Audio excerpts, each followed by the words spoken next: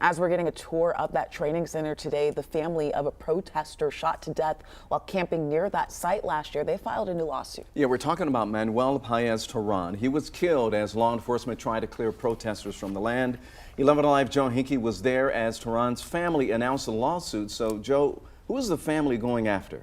Well, Ron, the family of Manuel Paez-Terán filed their federal lawsuit today against a GBI agent their attorneys say led the planning of the operation to clear protesters out of Entrenchment Park in DeKalb County. A trooper who fired pepper balls into a tent Terán was in, and the trooper who gave the orders to fire those pepper balls. Attorneys for the family of Manuel Paez-Terán say in January of 2023, their loved one was camping in protest on a public piece of DeKalb County land. Terán was opposing the public safety training center nicknamed Cop City by protesters. The family's attorneys want to know why police would have arrested them. And the obvious answer that we have come to is that it was retaliation for engaging in political speech that was disfavored by law enforcement. For months, protesters had been camping in the woods.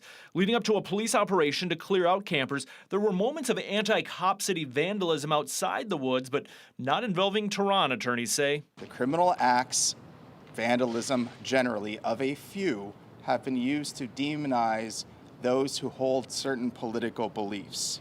They argue Terán was in Entrenchment Creek Park, a public space neighboring the land being leased to Atlanta, where the training center now sits. That park was never closed until March, when the DeKalb County CEO entered an executive order closing it.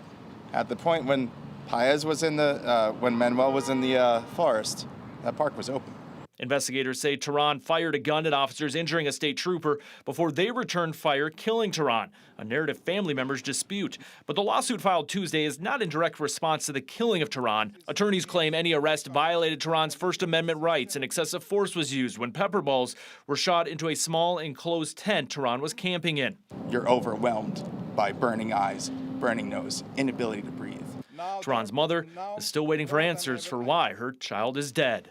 Why something simple like being in a tent has this horrible response from authorities?